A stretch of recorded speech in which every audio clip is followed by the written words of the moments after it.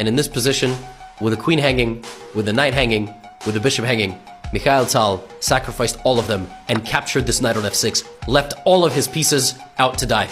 You can't grab all three at once.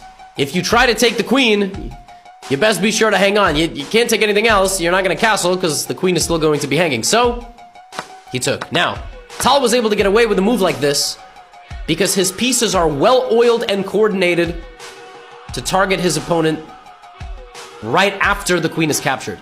So, Tal plays on instinct. He is like an avalanche. He is like a train whose brakes have broken. He captures on g7, simultaneously threatening to get a rook, but also reopening the diagonal for the bishop. All his pieces work together.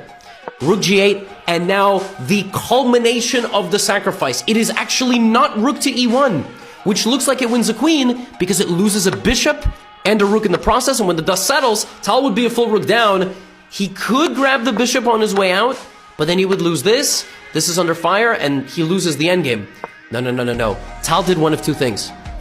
Tal either completely took his opponent's soul, or he would lead them into a deep dark forest, and the road out of it would only be wide enough for one, and it would be for him. And the dust would settle, and he would be winning in an endgame. Bishop to f5! Sacrificing another piece, and another piece. All three pieces are hanging, and yet they all work beautifully, because you gotta choose who you're going for. If you take the bishop, I get knight to d6, and I win the queen, and I emerge in a better endgame. That very well could be the best move. You can take on h4, right?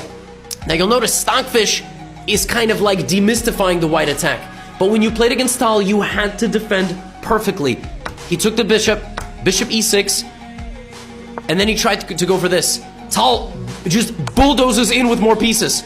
King e7, and beautifully gets out of danger, saving his rook, defending the bishop, and black still could maybe hang on.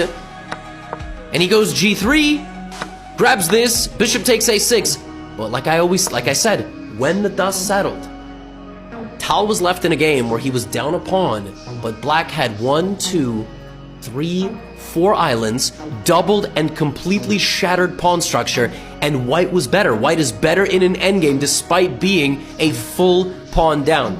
All of this made possible by the fact that when his queen was attacked, he played pawn to f6, shredding open the center of the board, forcing his opponent to dance at his pace, escapes into the endgame, and he converts it expertly. The beautiful thing about Tal was he wasn't just an attacker. He had control of the game in every phase, and black ultimately succumbs to the pressure.